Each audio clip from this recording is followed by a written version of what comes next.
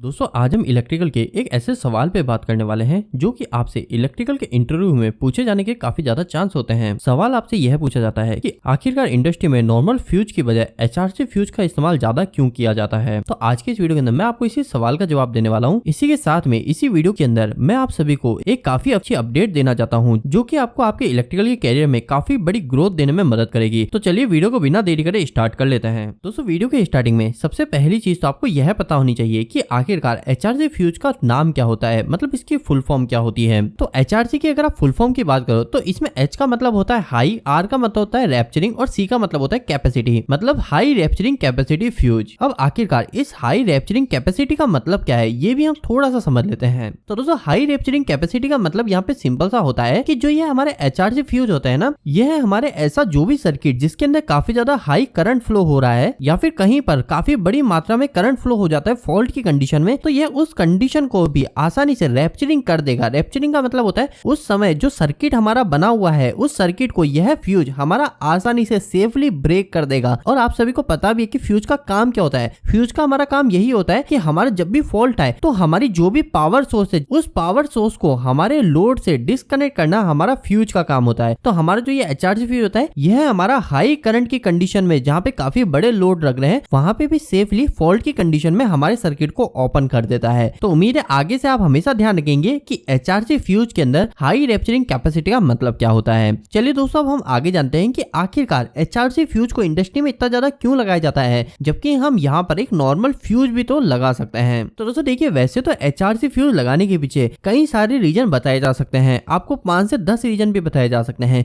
लेकिन जब भी आपसे इंटरव्यू में पूछा जाए तो आपको सिर्फ और सिर्फ एक ही रीजन बताना है जो कि एचआरसी फ्यूज के पॉपुलर होने का मेन रीजन है। तो आखिरकार ये मेन रीजन क्या है। तो दोस्तों जैसे कि हमारा जो भी कोई सर्किट ब्रेकर होता है या हमारा कोई भी एक फ्यूज होता है उन सभी के साथ में हमें कुछ ना कुछ एक्स्ट्रा फीचर्स देखने को मिलते हैं। फीचर्स का मतलब क्या हुआ, जैसे कि अगर आप आपकी एमसीबी को देखोगे तो एमसीबी हमें क्या प्रोटेक्शन देती है, एमसीबी देती है हमें ओवरलोड से प्रोटेक्शन, शॉर्ट सर्किट से प्रोटेक्शन। लेकिन वहीं अगर आप आरसीसीबी को देखोगे तो आरसीसीबी हमें प्रोटेक्शन देती है रेसिडुअल करंट से, मतलब अनवांटेड करंट से, जैसे कि अर्थ लीकेज से, इन सब चीजों से हमें आरसीसीबी प्रोटेक्शन देती है। इसी तरीके से दोस्तों जो हमारा एचआरसी फ्यूज होता है ना, इस एचआरसी फ्यूज के अंदर भी आपको एक एक्स्ट्रा फीचर्स देखने को मिलता है। उसी फीचर की वजह से ही इसका इस्तेमाल ही इंडस्ट्री में मैक्सिमम तरीके से किया जाता है, हमेशा पावर सर्किट में। अब इतना ज्यादा इस्तेमाल क्यों किया जाता है इसका इंडस्ट्री में पावर सर्किट में, तो इसके पीछे एक सिंपल सा रीजन है, वो है इनवर्स टाइम करंट कैरेक्टरिस्टिक। अब आप में से कई लोगों के मन में यही सवाल आ रहा होगा कि आखिरकार ये इनवर्स टाइम करंट कैरेक्टरिस्टिक्स का मतलब क्या है। तो दोस्तों मैं आपको सबसे पहले तो एक बार बता दूं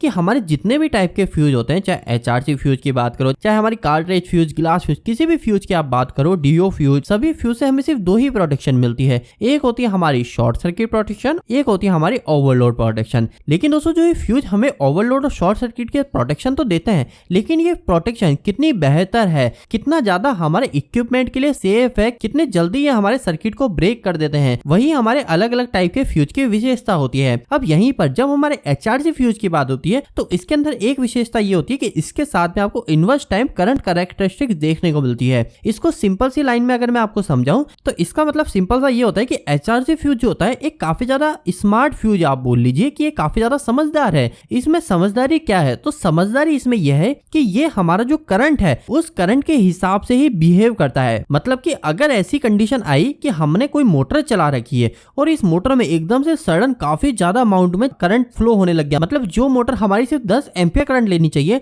वो किसी कारणवश इसके अंदर शॉर्ट सर्किट हो गया और वो 500-600 एम्पियर करंट लेने लग गई, तो ये काफी ज्यादा बड़ा करंट है। तो उस समय ये जो हमारा स्मार्ट फ्यूज है, मतलब हमारा जो एचआरसी फ्यूज है, ये हमारा काफी जल्दी, काफी फास्ट तरीके से रिस्पॉन्स करेगा और हमारे सर्किट को ओपन कर देगा, हमारे सर्किट को ब्रेक कर देगा। लेकिन वहीं दूसरी कंडीशन में अगर हमारी जो यह मोटर है जिसका रेटेड करंट 10 एम्पियर है, इसमें से 10 एम्पियर की बजाय हमारे थोड़ा सा ज्यादा करंट फ्लो होने लग गया, 15 एम्पियर फ्लो होने लग गया, 12 एम्पियर करंट फ्लो होने लग गया, तो उस केस में हमारा जो एचआरसी फ्यूज होगा ना, ये थोड़ी देर के लिए वेट करेगा, ये देखेगा कि हमारा जो थोड़ा सा एक्स्ट्रा करंट फ्लो हो रहा है, क्या ये एक्स्ट्रा करंट कुछ समय तक फ्लो हो रहा है या फिर ये किसी टेम्परेरी रीजन की वजह से फ्लो हो रहा है। टेम्परेरी रीजन क्या हो सकते हैं, तो टेम्परेरी रीजन कई सारे हो सकते हैं। जैसे कि आपने किसी मोटर को चलाया तो हो सकता है हमारी जो मोटर है उस मोटर पे सडन किसी कारणवश थोड़ा ज्यादा लोड जोड़ दिया, जैसे कि कोई कन्वेयर बेल्ट है, तो कन्वेयर बेल्ट पे हो सकता है कि एकदम से ज्यादा सामान रखने आ गया या फिर एकदम से सामान फेंका किसी ने, तो हमारी मोटर पे लोड पड़ गया, तो मोटर ने कुछ मिली सेकंड या कुछ सेकंड तक हमारा ज्यादा करंट ले लिया। तो ये सब जो कंडीशन होती है एक टेम्पररी कंडीशन होती है। तो हमारा जो एचआरजी फ्यूज होता है ये इस टेम्पररी कंडीशन को सेंस करता है। इसके अलावा अगर मैं आपको और बताऊं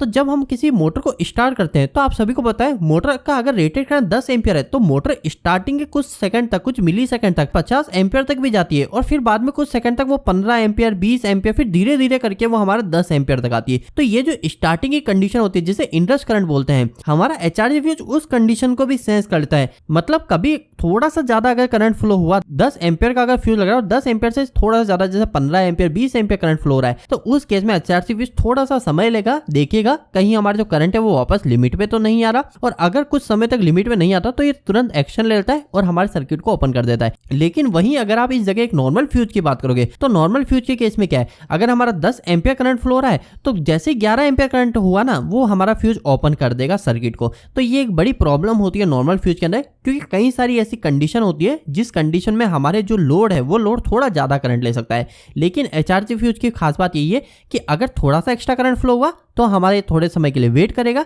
लेकिन अगर एकदम से सडन करंट फ्लो हुआ जैसे कि हमारा शॉर्ट सर्किट हो गया, 500 एम्पियर 700 एम्पियर करंट फ्लो हुआ, तो ये उस केस में हमारा जो एक नॉर्मल फ्यूज है ना उस नॉर्मल फ्यूज की भी अपेक्षा में जल्दी हमारे सर्किट को ओपन कर देगा। तो इसी चीज को हम क्या बोलते हैं, इनवर्स टाइम करंट कैरेक्टरिस्टिक्स। और इसी फीचर की वजह से, inverse time current characteristics features की वजह से एचआरजी फ्यूज को इंडस्ट्री में मोस्टली लगाया जाता है। तो उम्मीद है दोस्तों अब आपको क्लियर हो गया होगा कि एचआरजी फ्यूज को इंडस्ट्री में क्यों लगाया जाता है। अब जाते जाते मैं आपको एक बात बताना चाहता हूं जो कि मैंने आपको स्टार्टिंग में बताया कि यह वीडियो के बीच में ही आपको एक ऐसी बात बताई जाएगी जिससे आपके इलेक्ट्रिकल कैरियर में काफी अच्छी ग्रोथ आपको मिले, जिससे ऑलरेडी कई सारे लोगों ने बेनिफिट भी उठाया है। मैं बात करने वाला हूं दोस्तों हमारे पीएलसी के कोर्स को लेकर। आप में से कई सारे लोग ऐसे हैं जिनको अभी हमारे पीएलसी के कोर्स के बारे में नहीं पता है, तो मैं आप सभी को बताना चाहता हूं कि कुछ दिनों पहले ही मैंने एक पीएलसी के कोर्स को लॉन्च किया है। यह कोर्स उन सभी लोगों को ध्यान में रखकर बनाया है जो कि किसी इंडस्ट्री में इलेक्ट्रिशियन है या फिर एक इलेक्ट्रिशियन हेल्पर भी है, लेकिन वो पीएलसी को सीखना चाहते हैं और अपने कैरियर में ग्रोथ पाना चाहते हैं। तो अगर आप भी इनमें से कोई है और आप चाहते हैं पीएलसी सीखना,